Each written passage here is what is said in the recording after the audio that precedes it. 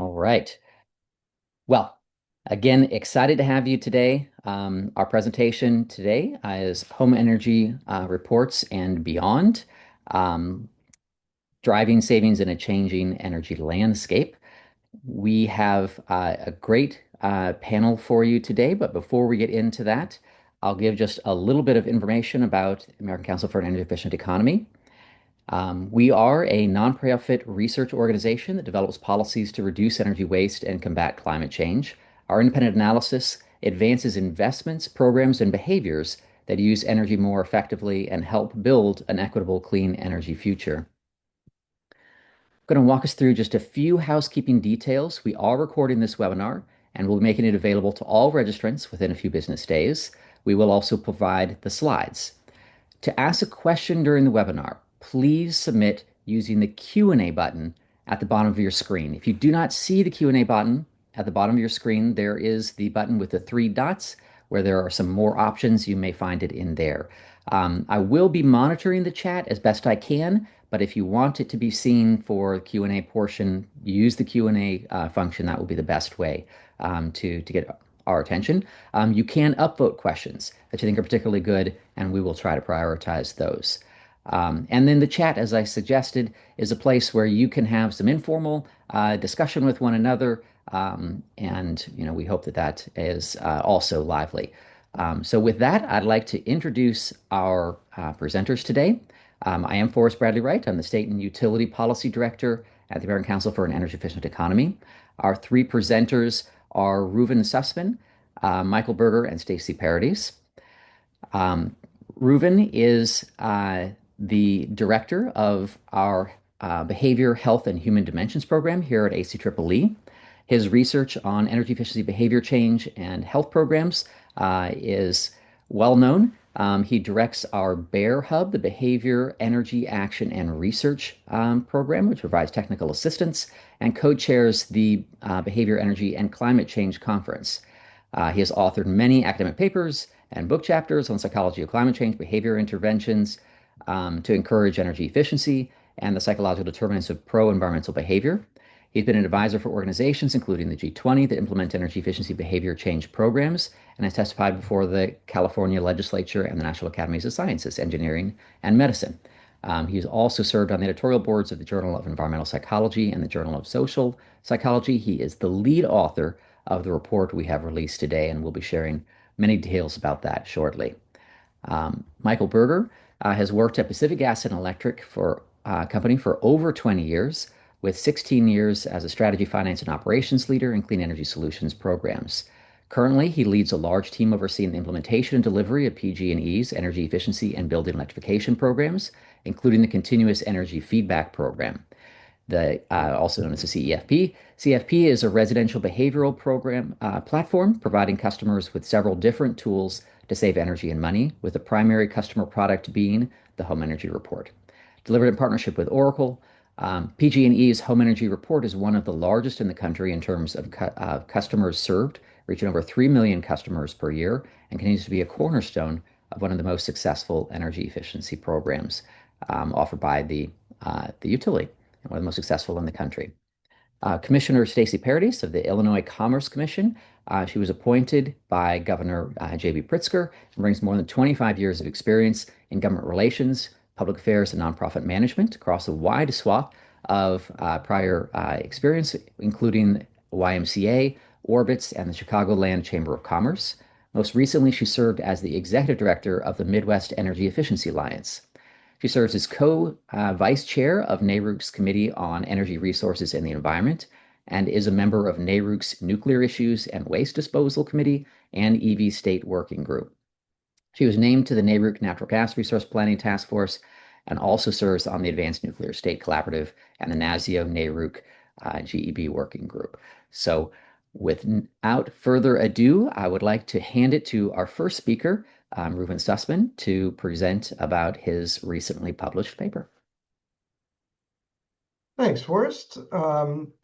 I am thrilled to see so many people here today, and I'm excited to be able to present to you some parts of the report that we just released. If you want the full report, We'll put the link in the chat right after this. But let me get started. So today I'm going to talk to you about home energy reports and behavior-based energy efficiency.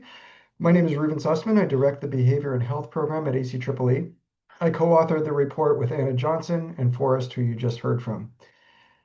We'll start with a landmark study on behavior change and energy. And this group of researchers back in 2008 ran, selected a number of homes and randomly assigned them to receive one of four door knockers with a different message about why they should save energy in the summer by reducing their AC use. Now, look at these four and you tell me which one you think worked best to reduce people's energy consumption. Is it a message about how much money you'll save if you reduce your AC use, how much pollution you'll avoid, or carbon emissions will be reduced, being a good citizen, or seeing that your neighbors are doing it? Well, if you're familiar with home energy reports, you probably guessed the one about your neighbors doing it and how much energy they're using compared to yourself is the one that best encouraged people to reduce their AC use and reduce their energy consumption in the summer. And that might not be completely obvious, but that's why behavioral science does experiments like that. So let's step back and talk a little bit about what behavior-based programs are and how home energy reports fits into that. So behavior-based energy efficiency programs are not just home energy reports. The characteristic, I guess the primary characteristic is that they leverage behavioral insights or research from social psychology, behavioral sciences, and similar fields to encourage people to take action. They're not primarily based on incentives or mandates. So although they can be used, these strategies can be used to get people to comply with mandates or to promote a program that offers rebates or incentives, they don't mainly work through those. They mainly work through those social science insights. They encourage both repeated and one-time actions. So it's not just about getting people to, let's say, hang drying their laundry. It's also getting them to insulate their attic or change their lighting. And importantly for utility-based programs, they have to be scalable, able to reach many customers. They have to be suitable to strong evaluations so that utilities can claim the savings in their energy efficiency portfolios. And I should mention, most of them are opt-out. That is, for example, home energy reports are delivered to every customer unless they decide they don't want to have it, and only a small number decide that. An opt-in program could also be effective. For example, a home energy audit program relies on homeowners calling up saying, hey, I want an assessment or an audit. An auditor goes out there, and then they're more likely to then take action and upgrade their homes. But that's an opt-in program. Opt-out generally gets more participation. So what is a home energy report program? It's what you see before you, essentially. It's a report that's delivered to homeowners in addition to their bills once every month or once every 3 months or once every 6 months, depending on the program. And it's imbued with a number of social science insights. For example, most famously, the comparison to your neighbors and how that gets you to save energy. Various framing strategies, social proof, saying it's from your neighbors, not just helps indicate that others are doing it that are similar to you. Tracking your progress, so feedback in itself helps. And then personalization, just knowing that this is directly for you specifically. These all have an impact and help encourage action. Now, home energy reports and behavior-based programs don't exist in a vacuum. They're part of a landscape of utility-run energy efficiency programs. And that landscape has shifted. Now it's not enough that energy efficiency programs just save energy or encourage customers to. They have to deliver more than just savings. For example, climate change is a big goal now, and so electrification and decarbonization are important. You might see electric bills going up, but you're still reducing greenhouse gas emissions if gas usage is going down. And your utilities and regulators are interested in reducing energy burden, so helping those low-income customers pay less on energy bills. Now, in my research, I do believe that I found that behavior-based energy efficiency programs can address these new priorities as well. I'll get into a little bit of that. First, home energy reports have been around for a couple of decades now. Are they still delivering benefits? They still delivering savings? Well, let's start with back in 2016, when I first got to ACEEE.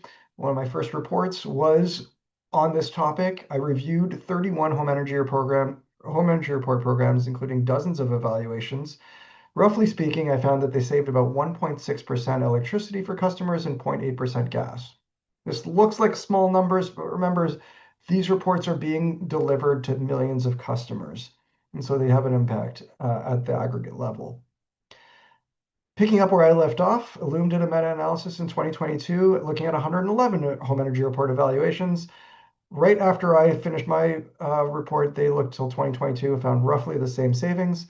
And then for this report that I just wrote, I got a hold of 13 additional evaluations and I found the ranges of savings were about the same. So over time, these programs do seem to be continuing to work at the levels they always did. In terms of financial savings, homes, save maybe about just under $30 a year up to. Seems like not much, but again, these are received by so many people that over time, these savings do add up. Now, these reports, one of the major strengths of them is that they can reach many customers, I should say quickly, not fast. My English teacher would be very disappointed if I said fast, but I don't know why I put that there. Anyways, so they can serve nearly all your customers, utility customers, save a small number that have to be reserved as a control group. Importantly, they reach both renters and multifamily residents in addition to homeowners. Other programs such as rebates for new HVAC or heat pumps, they're generally only available to homeowners. This can be both renters can also benefit from home energy reports. They reach a lot more customers than other programs because for many other programs, they're only accessed when a homeowner is doing a major renovation or when something breaks and they need to buy a new appliance, for example. And importantly, they're opt-out rather than opt-in, as I mentioned. Very few people opt out of receiving home energy reports, and that's how they're able to benefit a gigantic number of customers, just like a really large number. Now, home energy reports both generate savings in themselves and they channel customers to other programs that can generate savings. So only behavior-based programs save energy from encouraging customers to do small repeated actions. Providing rebates and incentives is not doing that. They also have the potential to shift loads during peak hours, which is another important strength. But beyond that, they also channel customers to other programs. So home energy report programs that promote rebates for structural measures increase the impact of those other programs. So in this study that I found from 2016, for example, when utility only offered structural measures with no home energy report program, customers saved an average of 1.7%. When customers received a home energy report, in addition to those other programs, savings increased to 5.7% per customer on average. Those customers also participated in more programs when they received home energy reports. In another study, I found that home energy report recipients were more likely to do an energy audit than those who did not, or were not receiving them, I should say. So all this is to say that, yes, home energy report programs can channel customers to other programs, which you might call marketing, but they also generate their own savings. And so they're more than just a marketing program. But we can do more. We can incentivize even more channeling to other programs, which I think is important for reaching these additional priorities. Currently, the way a home energy report program is evaluated, any savings that comes from a program that is promoted by the home energy report is claimed by that other program. So for example, if you're a customer and you received a home energy report, you become motivated to do something about your energy consumption because you've seen the neighbor comparison, for example. Then later in the report, you're turned on to a program that gives you a rebate for a new hot water heater, and you take that rebate and you buy a new hot water heater.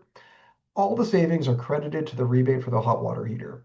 None are attributed to the home energy report. And so implementers are actually kind of disincentivized from channeling people to other programs. There are other ways to get people to save energy. And so if we are able to change that incentivization structure, we might be able to get these home energy reports to channel more customers to other programs. For example, if you bundled a few residential energy efficiency programs together and looked at overall savings, or you split the attribution somehow, these might all be ways to encourage more channeling. Portfolio balance. I want to make a note about the importance of a balanced energy efficiency portfolio. Now, a balanced portfolio should capture all types of savings. Savings from small repeated behaviors, savings from smaller efficiency investments in direct install, and longer term, deeper retrofit savings. And utilities do tend to underinvest in long term efficiency. Found this from a number of sources, but one thing I will note is from when I looked into data from our ACEEE 2023 utility scorecard, the utilities that were doing best at long-term investment still invested in behavior programs. They invested between 3 and 20% of their residential budget. They claim between 5 and 64% of their residential savings from behavior. One utility, however, was an outlier and invested a lot more and saved a lot more. That's because they invested in a much broader suite of energy efficiency programs. But I do think more research is needed on what the optimal portfolio balance is. So depending on your goal, you should have a different balance of programs in your portfolio. But what that optimal balance is needs to be delineated. We need best practices.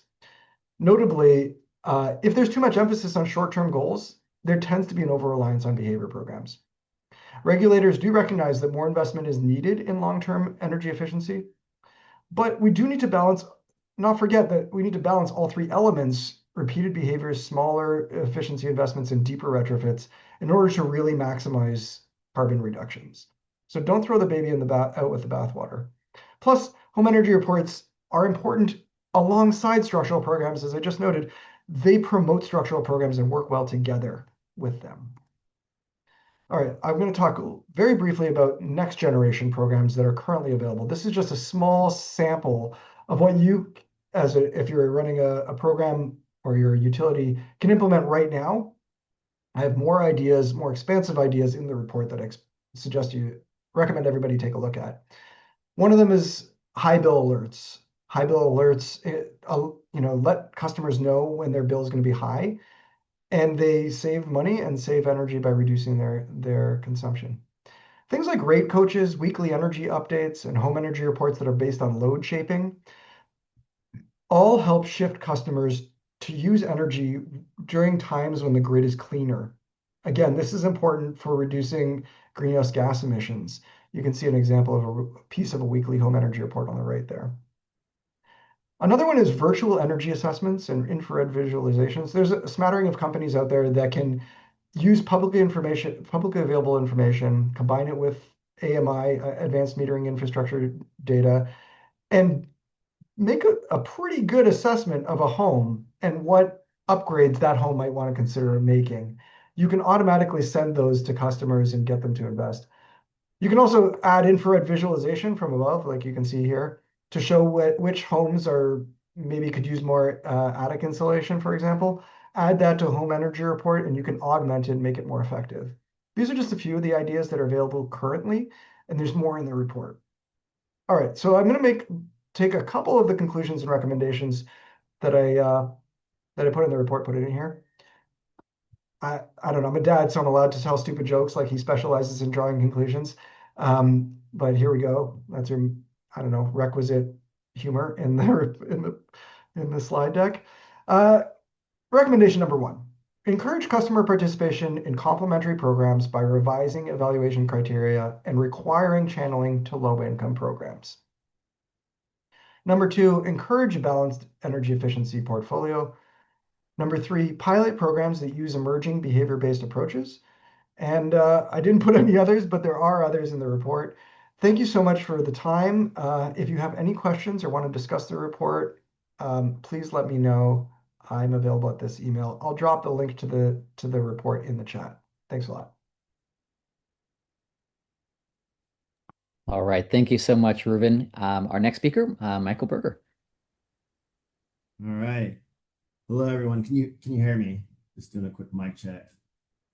You're good. All right. And let me quickly share my slide.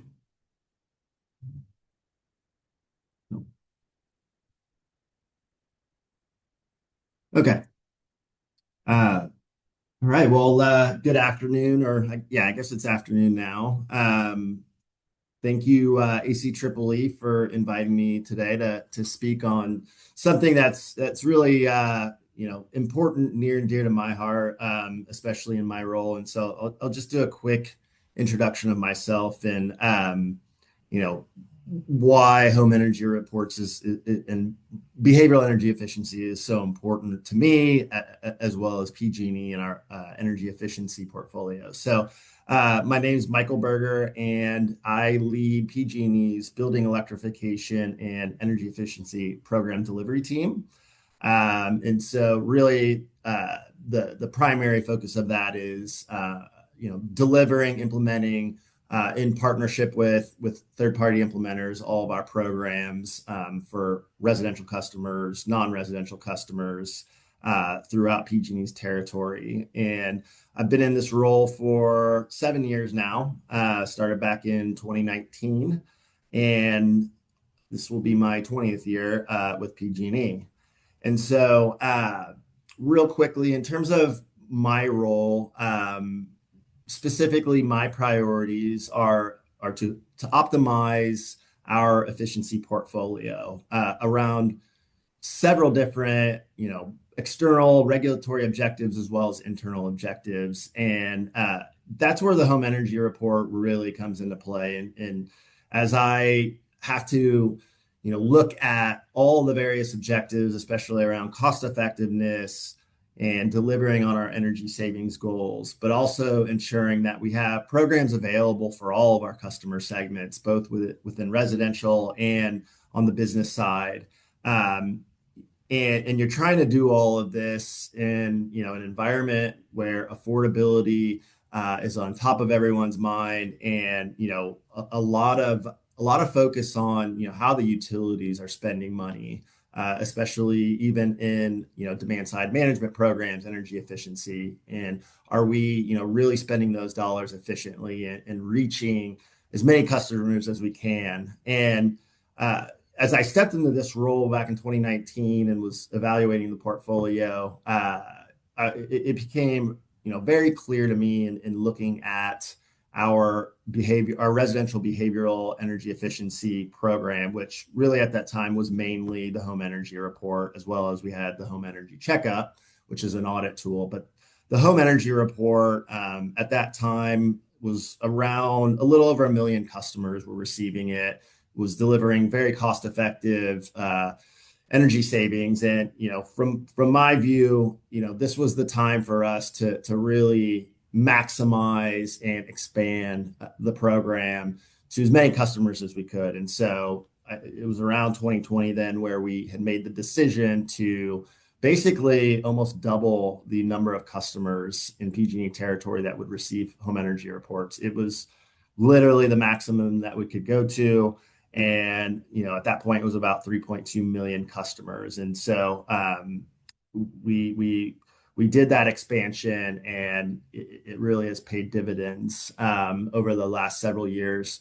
In at least from 2020 to 2023, when our regulatory goals were energy savings, so gigawatt hours as well as therms, the home energy report program made up about 50% of our energy savings. So just one program, we were able to deliver that much savings. And that our portfolio at that time had several dozen programs, I think probably up to 50 programs. So a very diverse, vast portfolio, but just one program delivering that much benefit, really kind of made it very clear, that this program was a cornerstone for our portfolio, and it continues to be a cornerstone. So with that, I have a couple slides, and I will just share a high level some of the accomplishments that we've had over time, and also share a slide just to kind of show the journey that we've had in partnership with Oracle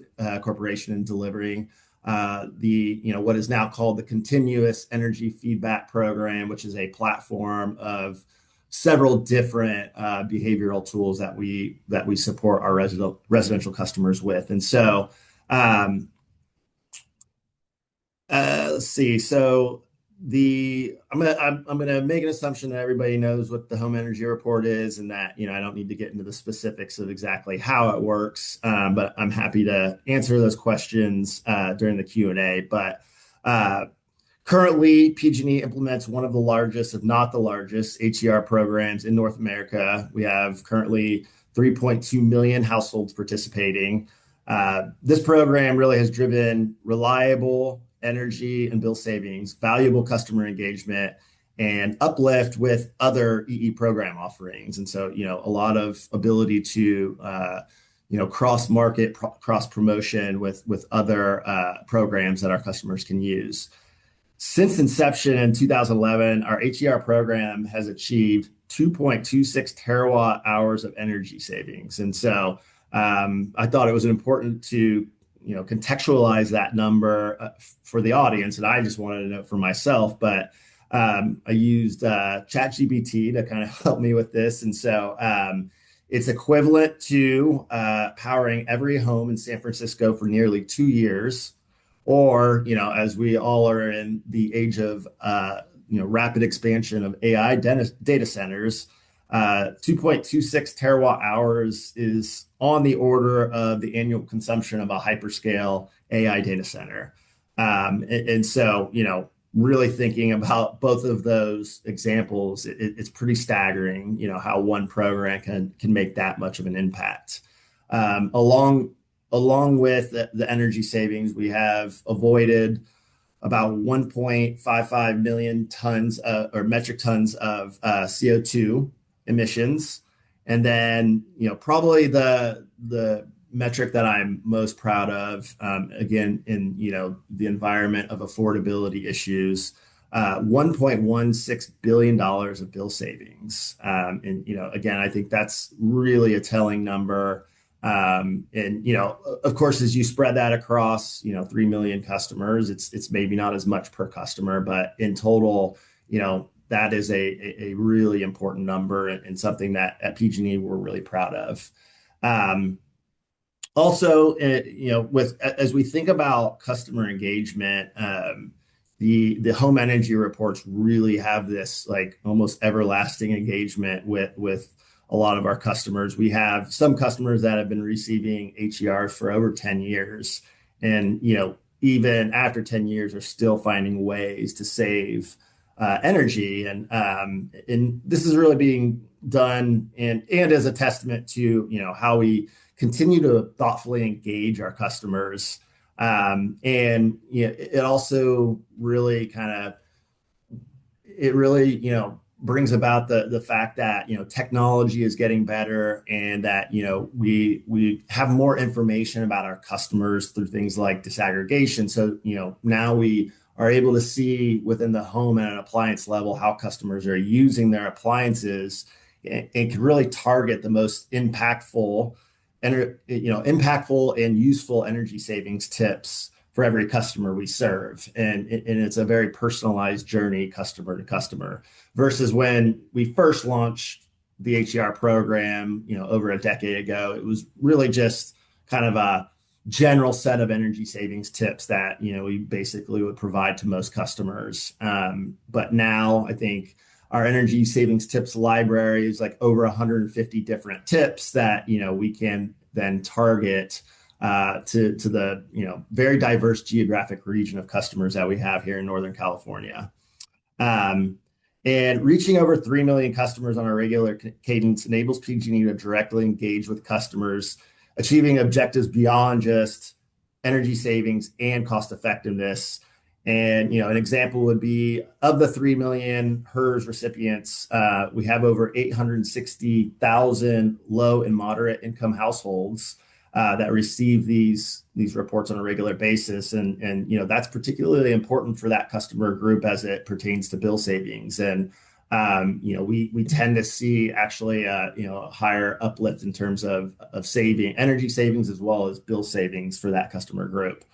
Um, and then, there's just a few, metrics in the bottom right-hand corner just around customer engagement metrics that show increases in awareness due to the various products that we offer.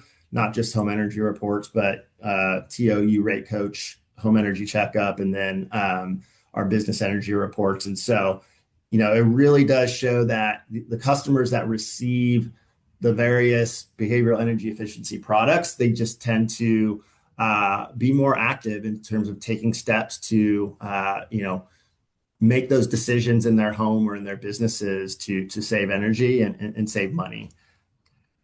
So with that, I'm going to move on to the next slide.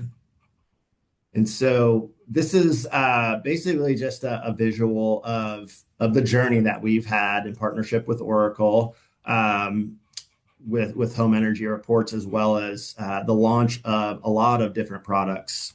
And so, PG&E is constantly adjusting and improving our behavioral offerings to fit the needs of our customers and our grid. So dating back to 2020, not only have we expanded the population of the HERS customers, almost doubling the size of the program, but we've also deployed several other behavioral products, and you can kind of see the different colors sort of in the right-hand side. And so I'll talk about a few of them.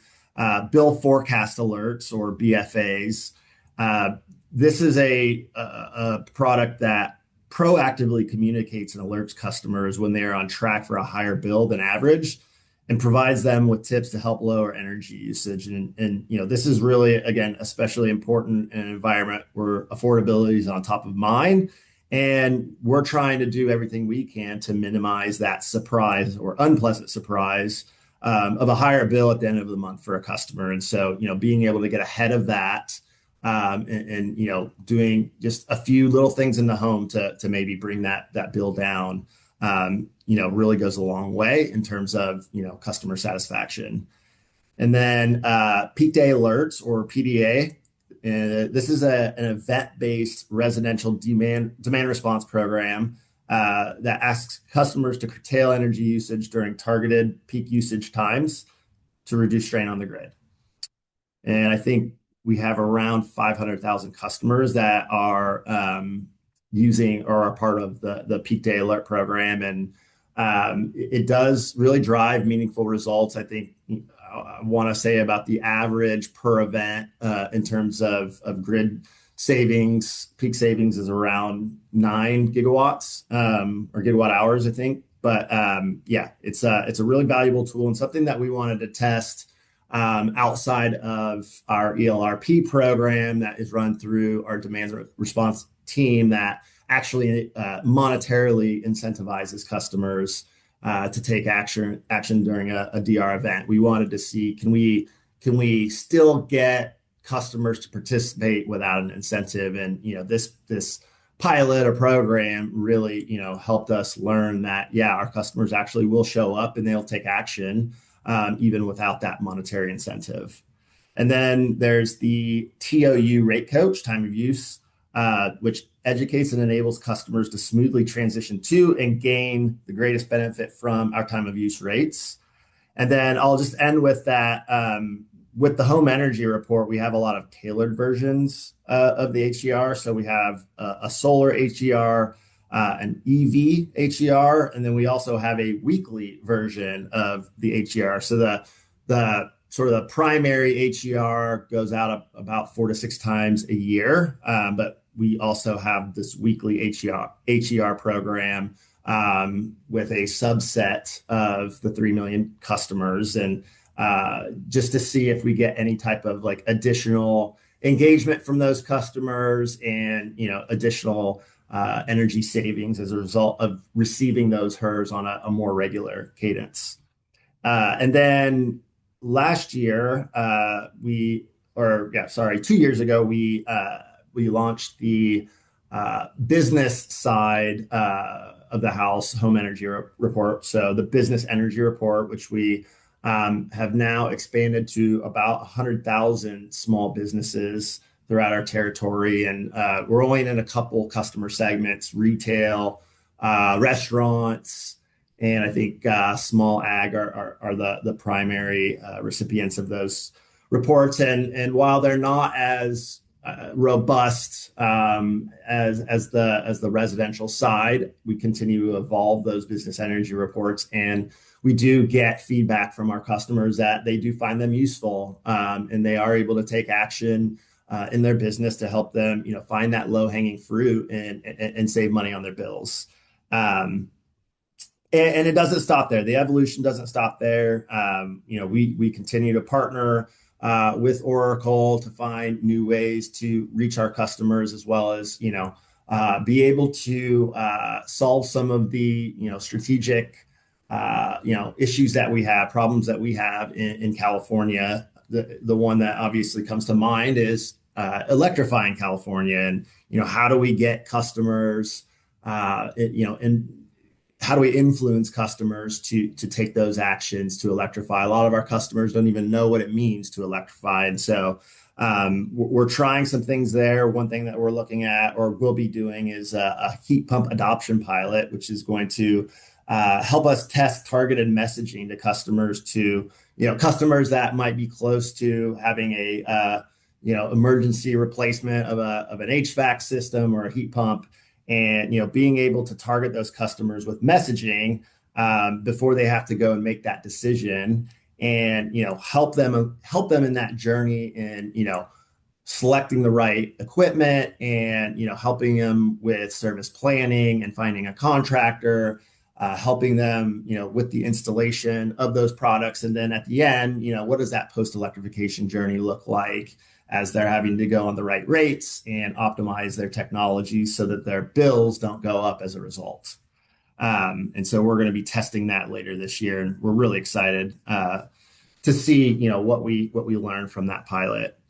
And then as we look to leverage other opportunities from BEE in the future, again, I think it's really around supporting customers who want to electrify. We think that behavioral energy efficiency is going to be really important in helping build awareness of electric technologies and related programs and tools, guiding customers as they can consider options such as EVs, heat pumps, and other electric appliances, and then provide that ongoing education that helps them use those technologies in a way that maximizes bill savings, energy efficiency, and emissions reductions. And as customer needs evolve, we see continued opportunity to refine our BEE offerings so that they not only engage efficient energy use, but also help customers make informed, confident decisions throughout the electrification journey. All right. So with all that, I'm going to just wrap it up now, and just, hopefully from what you got from this presentation in terms of key takeaways for the home energy report, but more broadly, behavioral energy efficiency, is that BEE drives high quality customer engagement and satisfaction, and an overall more positive perception of their utility. BEE is a cost-effective, scalable energy efficiency solution that can reach a broad population of residential customers with customized and tailored energy savings tips. BEE can drive meaningful bill savings for customers. And then last, BEE can deliver significant energy savings that are both consistent and reliable for a utility's energy efficiency portfolio and for the grid. And that's it for me. All right. Thank you so much, Michael. Really appreciate that on the ground perspective from your work with PG&E. Our third and final speaker, Commissioner Paradis. It's your turn. Thank you. Yeah, and I'm going to try to go quickly. I don't have any slides for anyone today, but I wanted to kind of follow up on what Ruben went through with the report, kind of what our experience has been here in Illinois. I will just remind everyone that in Illinois, we've had electric efficiency programs since 2008, had natural gas one since 2010. So some of the key things, Ameren, Illinois, which is our only dual fuel utility, in 2025, excuse me, they've met 100% of their goal, 101% of their electric goals, 100% of their gas goals. ComEd, over the course of the program, our largest electric utility, has saved $13.3 billion since we started doing energy efficiency in 2008. ComEd's residential programs, 82% of the people participating in those are income qualified, which is what we call low income populations here in Illinois, which is something we've talked about a lot here today. People's Gas, which is our gas utility here in Chicago, exceeded their reduction goal through energy efficiency and behavior change programs at 119%. And Nicor, which is our largest natural gas utility, they use home energy reports and saved 160,000 net therms and reached 71,000 customers. So I put those out there just to say, overall, Illinois is a very big believer in energy efficiency, and we're a very big believer in behavioral change programs. And we've seen our programs evolve over time. Obviously, we're past 15 years for our electric programs and just getting up onto that for our natural gas programs. So we have seen a great evolution in our programs. We started out, as everybody does, with mostly rebate-driven models, and have really moved to more broad programs, including behavioral programs, demand response, IQ, as I mentioned before, as well as electrification and market transformation. So behavior change really builds into all of those, which is really important. Now, what's driving everything for regulators? This is what everybody wants to talk about. You're not going to be surprised when I say affordability. Affordability is what's driving everything. Every regulator that I talk to at NARUC or any other time, that's what we're talking about. We're talking about affordability. But the other two things we're talking about are reliability and resource adequacy. So I think as we talk about energy efficiency, we talk about home energy reports, we need to build, I would encourage everyone to build into how those programs are responding to those needs, which is what we're reacting to as regulators. One of the other things I wanted to share, why at least myself, again, I'm not speaking about anything that's directly in front of me in Illinois, but from a regulator perspective, one nice thing about the behavior change programs is they deal with renters as well. So you don't necessarily have just a homeowner issue. You have renters that are going to be able to benefit from those, which is a huge, huge participation. Obviously, with a behavior change program, the administrative costs are lower, which is something that we always appreciate. We want those cost-effective numbers to be higher, is something that we're looking for. But when Ruben went through and talked about some of the key findings, shout out to Ruben for a dad joke. Everybody loves one of those. But a couple of things of his recommendations that he talked about that I think were something I 100% agree with, which is one, those home energy reports are a value. They should be recognized for the value that they come forth. They are scalable, they are proven, they are cost effective, and a great way to develop to get residential savings. I would stress too, they're a great way to get savings for both electric programs and natural gas programs, which is really, really very important. Love the idea of doing cross promotion and throughout the program. So you would do behavior change that would tie into your low income programs or the other way around. I think that's very important, and that's true also for electrification programs as well. And it is a good thing to look at to how you're attributing savings. It's a worthwhile discussion to bring to your stakeholders that are involved as you're designing your plans and as those are submitted to the dockets for the commissions to consider. So those are some of my initial findings from that. I did want to share a couple of other things quickly, and then I'll turn it to questions because I always find those are the best parts of all of these discussions. But one of the other things that I think is really important that sometimes gets lost, we really need to talk about also the affordability component, but the home health component that comes with behavior change programs and doing investments in energy efficiency programs. As we talk about low income populations and health challenge populations, that is something that is underrepresented that I think is a value that commissions are also paying attention to as much as affordability right now. The last thing I think Ruben also talked about tracking peak time savings, and I think that is also going to be very beneficial. As I mentioned, aside from reliability, we're talking about or affordability, we're talking about reliability and resource adequacy. So anytime that we can have those peak savings reductions, either in the summer or the winter months, are really important to regulators across the country. But I wanted to go quickly, so I left some time up for everyone to do questions. So Forrest, I'll turn it over to you. I know we have a number of questions in the chat, or do you want to do live on them? We sure do. I'll pull them from, I'm mostly looking to Q&A. So as a reminder, I hope you've had some great questions during the course of the presentations we've had. You can ask questions to any of the panelists or to all of the panelists together. The best place to put those is going to be in the Q&A. I am trying to keep eyes on the chat as well, but it'll be easiest if those come through there. So I will get us started. Really did have a lot of good questions come through. Let's see where we're going to start here. Michael, I think I'll probably throw a question to you first. There were a lot of good questions that came in. I guess to kind of group a couple of questions together, that were kind of getting at the one specific question was, are you tying PG&E's programs into the state's home energy rebate programs in any way? But there was another that was similar in the sense of kind of how the home energy reports are connecting customers to the array of utility programs that may benefit them on energy efficiency and possibly beyond. Yeah, thanks for those questions.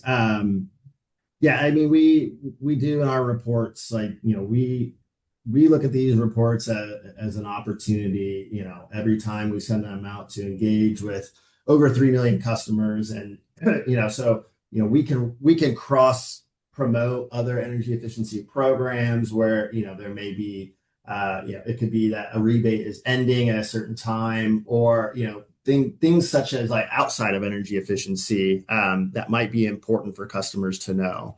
And so it's really emphasizing that the value again is just not cost effective energy savings. It's a really important communication channel for us at PG&E to reach our customers with critical information, ways to save on their bill, and again, rebates that might be available to them for products or appliances in their home that may be high energy users, that there might be opportunities for them to go and get a rebate to get something, a newer technology.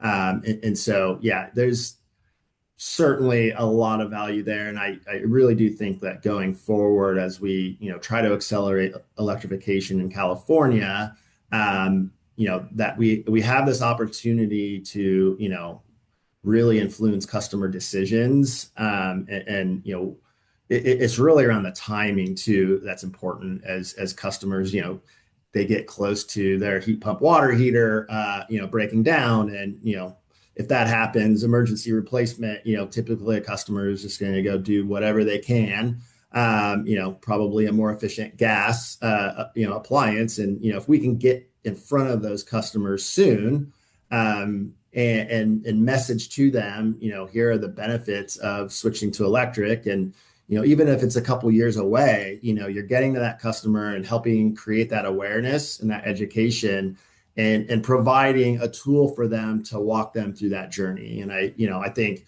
another important piece of this is in the electrification journey. Not every customer is just going to go and electrify their house all at once. They're going to do it appliance by appliance, and so these reports can be really helpful in engaging those customers on a regular cadence. Great. Thank you. My next question, I'm going to put a couple of considerations together, and this is for you, Reuven. The two pieces that I'm hoping you can speak to is one, how the reports are tailored, and maybe Michael, you might have insight in this as well. So in the question, it was noted, some customers have electric vehicles or may have pool heating.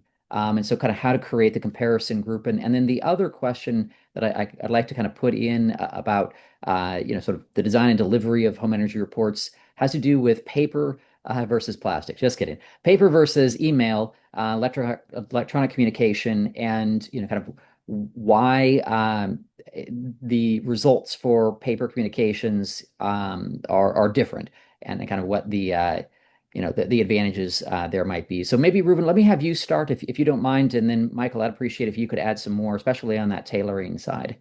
Sure. Yeah, I don't have much to say in terms of the tailoring because I don't, you know, the value that Oracle brings to this field is those very um, complex algorithms that make those comparisons between homes. It's not like that's the hard part, right? Is like deciding which homes to compare to. What I will say is from a psychological perspective, it's very important that people perceive those other homes as being similar homes to theirs. So one of the reasons when customers get upset about these, which is very rare, it's usually because they don't think the comparison is valid. I'm not like those other ones, I have, I don't know, 6 cats or something like that, and like others don't, they have a pool, whatever it is. I think that in general, the comparison is to make made to similar homes, and there's always a disclaimer. This is like similar homes, 100 similar homes to yours, or homes in your neighborhood, and that kind of comparison is really important. And I think homeowners note that.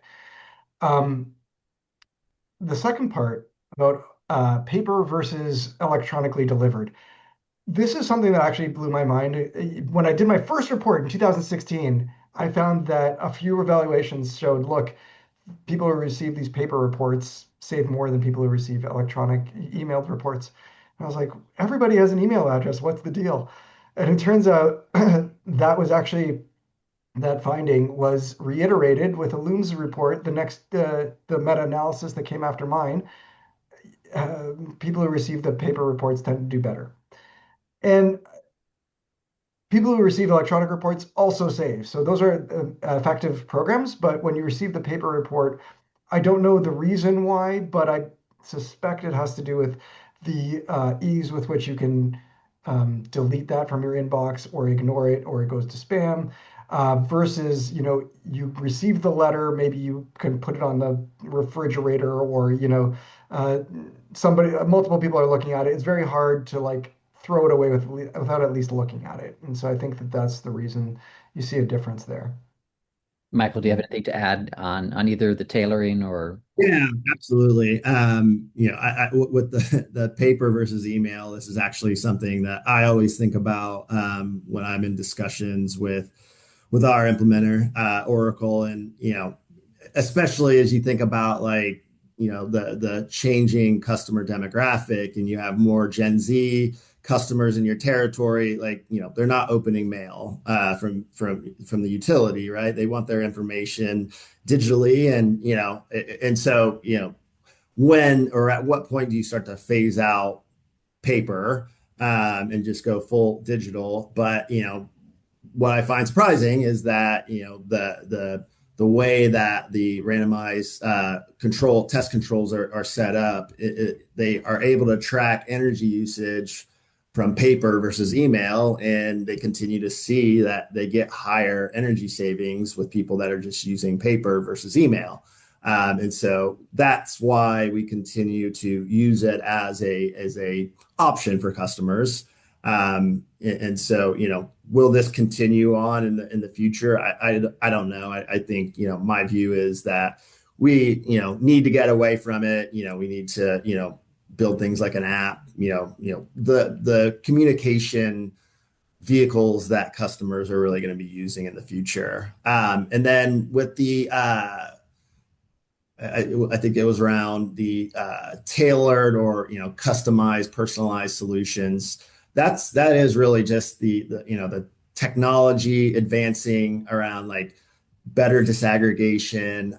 We also have our home energy checkup audit tool where for example, if a customer tells us that they have an electric vehicle, then that information then goes into the home energy report. Then we can take that customer and move them into a more tailored version, the EV HER, and that's where we can then bifurcate their energy usage for EVs versus all the other appliances in their home.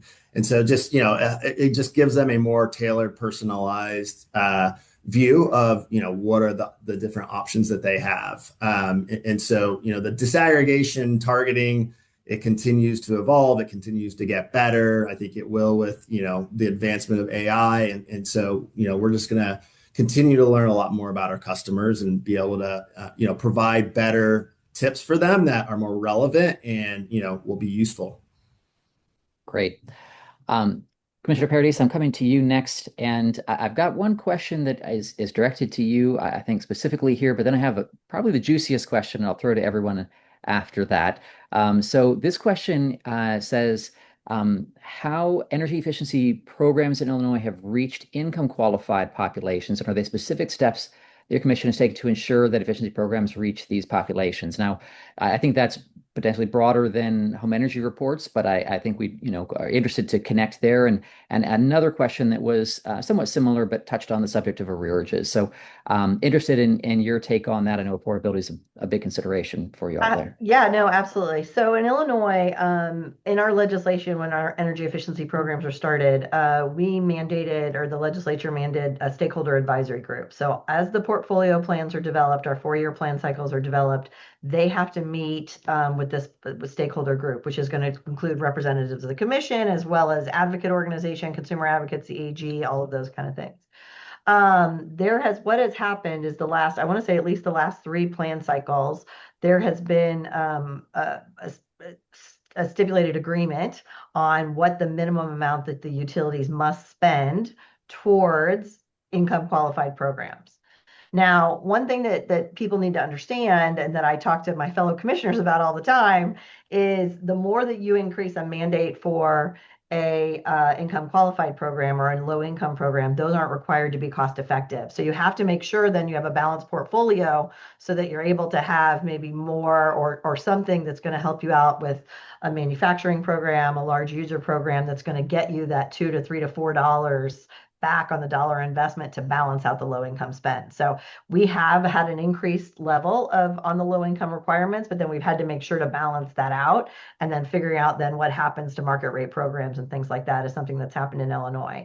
But I will say having those requirements in there has been very successful. That builds into, it was happening before our Climate and Equitable Jobs Act passed, but then it became a big part of that because that's a focus of what the law is. Great. And I'll just note something that's identified in the report that I strictly just published. Home energy reports are widely distributed, and low-income households can be seen as hard to reach. This is a program that is able to touch customers across housing types, across income levels. But it's still a good question about how to make sure that those benefits and values are going to low-income customers. Here's a juicy question. I don't know, we don't have a lot of time. What can you do if regulators are skeptical of behavioral savings?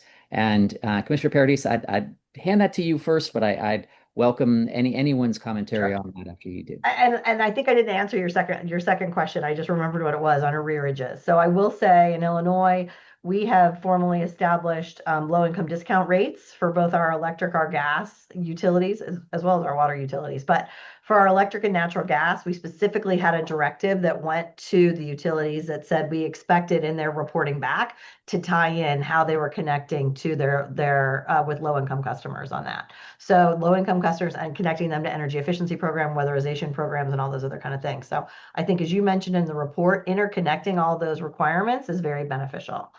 As towards the skeptical issue, I will say, obviously, I came from the energy efficiency side, so I'm a big supporter of energy efficiency. I do talk to a lot of commissioners on energy efficiency and where the benefits of it come from. I will say energy efficiency is a very local, very hands-on program. The nice part about it is it's local jobs and all of that. You're going to have people serving in their own communities.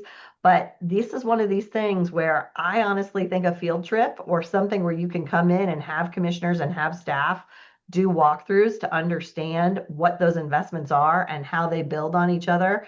What happens when you do an energy audit? Okay, once the energy audit happens, okay, then where are all those investments? How does that get paid for? What does the customer have to do? Somebody needs to explain to some of these folks how you walk through that. Because if they haven't gone through it themselves, I think they get skeptical because they think it's too difficult or they see potential questions and hurdles. But I think the best thing that you can do is walk them through it. And that means some one-on-one time with commissioners and staff.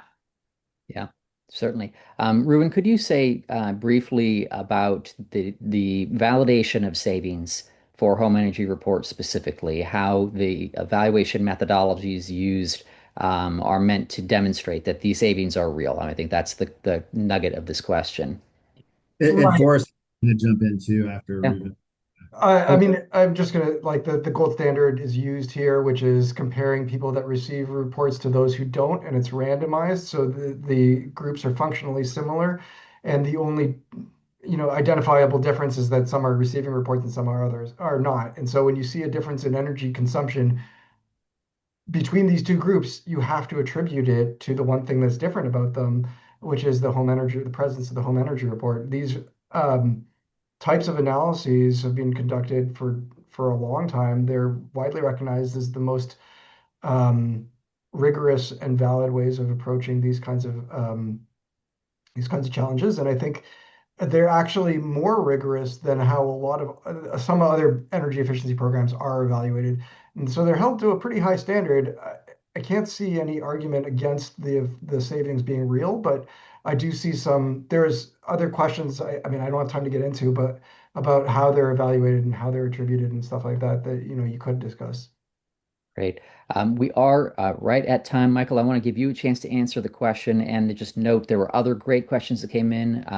We'll do our best to reach back out as we're able to follow up and provide answers to questions that we weren't able to get to. But I'm going to give Michael kind of final word on this, and then I'll say goodbye and we'll close out. Yeah, I think this is great too because I do want to emphasize the word reliable. You know, State to state, I know the rules are different.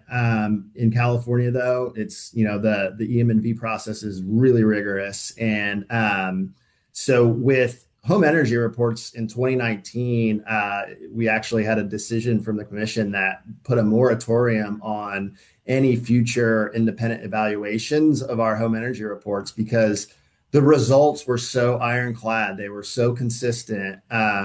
In terms of what we were reporting and claiming versus what independent evaluators on the CPUC side were seeing through their analysis. And you don't ever see that. There's constant battling between utilities and commissions around how did we really influence that customer or that customer base and what is claimable and not claimable. But with the home energy reports, we don't even have to do that anymore, it's really a testament to how reliable and consistent these savings are. And so, yeah, I would if you're in my position as a portfolio manager, really, really, look at this option if you don't already have it. And, I think you'll find that it will also be a cornerstone program in your portfolio for a variety of reasons. And so just end with that and, appreciate you all inviting me here and hand it back to you. Great. Yeah, this has been a great discussion. I hope we've really captured your interest and even imagination, the role of home energy reports, the value they continue to deliver, how they are meeting evolving needs and kind of expectations that we have around energy efficiency as policies shift. And kind of looking around the corner a little bit where those opportunities are going forward. So please do take a look at the report. There's a lot of additional great information. We just scratched the surface today. Again, really appreciate you all being here. We're going to close out for today with a big thanks to all of our panelists and look forward to continuing the conversation as in the many ways that we may going forward. Thanks so much.